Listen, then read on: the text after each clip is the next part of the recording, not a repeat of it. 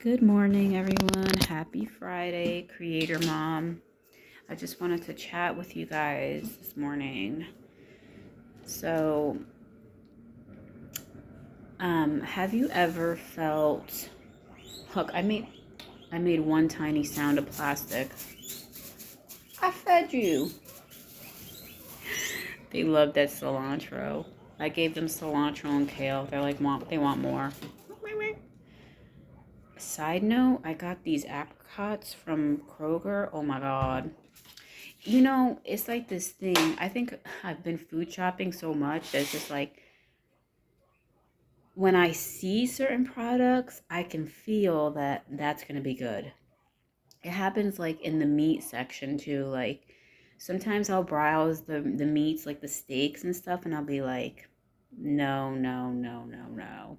But then like sometimes I'll see a package of meat and I'm like, that's going to be good. And usually most of the time it is good. But this package of apricots, I saw it and I'm like, damn, those look like they're going to be really tasty. And they really are. Have you ever felt afraid to feel like too excited or too happy or proud of yourself? Like you maybe had like a little accomplishment and you're like, you feel really good about that. But then like I'm starting to do internal family systems therapy, and I'm like reading about it and stuff, and it resonates with me. I like it so far. Um, but it's like your manager that's kind of like, the way the theory goes is like you have your core self and then you have managers and firefighters. There might be something else. Anyways, don't quote me exactly on that, but the managers are like the perfectionistic part, and the firefighters are like the parts that want to kind of be compulsive or numb you out so that you don't feel maybe like feelings that you don't want to feel or emotions. Well, anyways, for me, it's just like my manager always wants me to feel feelings perfectly. It wants me to process emotions perfectly, quickly, and don't, you know. Well, anyways, I was realizing that there is a fear of feeling proud of myself or happy or excited, because the reasoning of the manager, I think, if I try to apply these things into this theory, this is kind of like how I interpret it. The manager is like, no, you can't feel those feelings like that because that means that you're going to have an increased chance of regret and disappointment. And this is these parts are supposed to be protective of us. I know sometimes we call things self-sabotaging, but actually they're maladaptive, like self-serving parts of us. They want to protect us, but it's maladaptive, maybe not so healthy. It's not healthy to not feel proud of yourself. It's not healthy that when you feel excited about something that you have to quickly suppress that.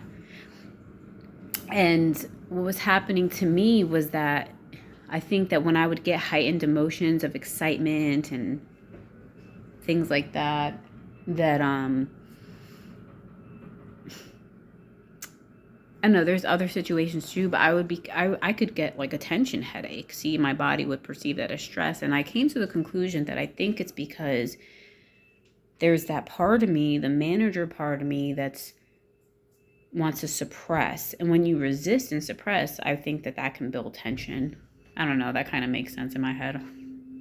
Anyways, so yeah, suppressing those feelings of excitement and happiness, and I also thought that, wow, feeling extra happy and excited about something and maybe proud of yourself about something is actually pretty vulnerable.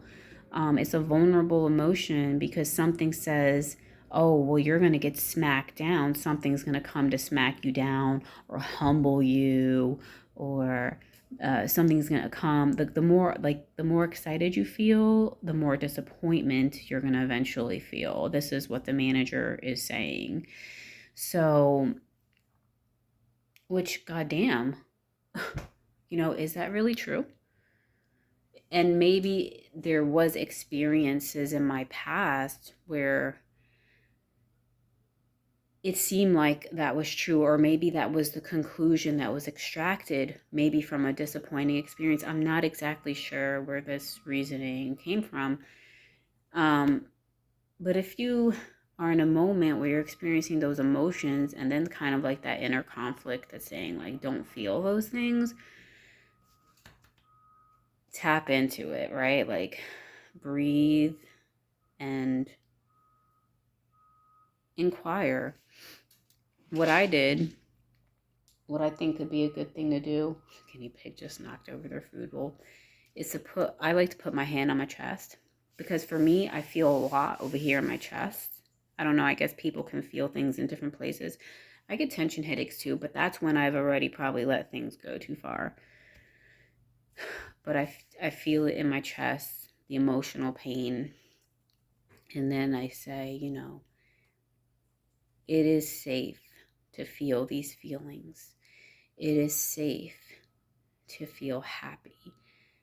It is safe to feel excited. It is safe to feel proud of myself. It is safe. You no longer have to disregard these emotions for fear, because of fear. It's safe now. It is safe. And sit there and inquire and see what comes up. Stuff probably will come up. I noticed that it's, for me, when I try to feel into my emotion, it does eventually release. It does. It goes away. What they say is true. When you feel into it, there is a release. So the reasoning mind, like the ego, wants to go fast. Like for me, like that's what I noticed. Like it wants everything to go fast. Like, what can I extract from this situation? Hurry up. Like it wants the inner self to hurry up and respond so we could just move forward already. And I noticed that attitude. So I acknowledged that too. I acknowledge that, like, I just want to get this over and done with and get over it and move fast. You know what I'm saying? Like, just acknowledge those things and then just come back to yourself and just feel into it. I got some things out of it that I wrote down, and I cried, and it was more like a cleansing, like cleansing tears. You know what I'm saying? Good tears. And then that was it. I felt it, kind of release for the moment.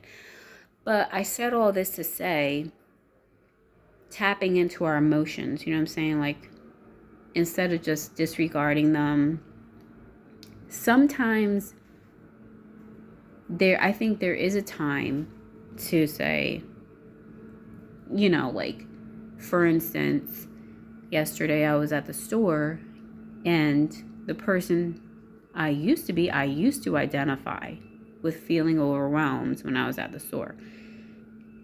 And I say used to because I made the decision that I no longer identify as that.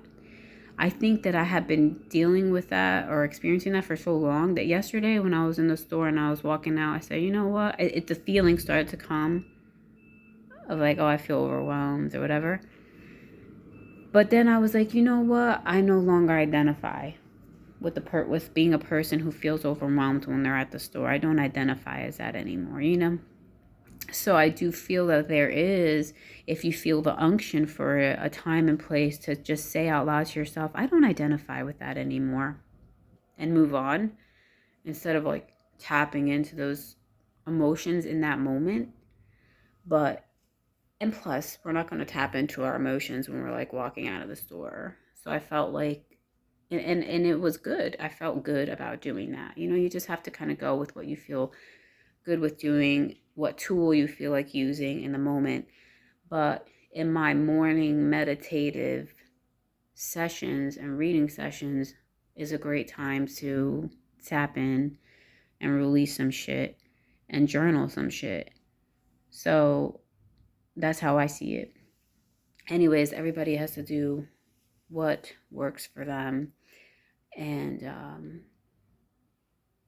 you know, I think that another thing is being there for ourselves emotionally too, not betraying ourselves anymore, not looking for outside validation to tell us if what we're feeling is right or not, because you're used to people telling you that, I don't know, that like that you're wrong or that you're fucked up.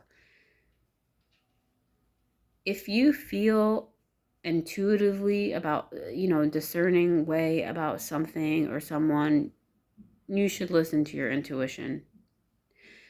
You know that that gut feeling on the inside of you that's just like, that just doesn't feel right. Something don't feel right about that. Just listen to that. Don't look for outer validation to make sure, because it's just like, if the outer world says, oh no, what you're feeling is wrong, it's just like, well, are you going to betray what you're sensing on the inside? Are you know what I'm saying? Listen to yourself. I think we're taught that we can't listen to ourselves. So yeah, listen to yourself. Listen to yourself.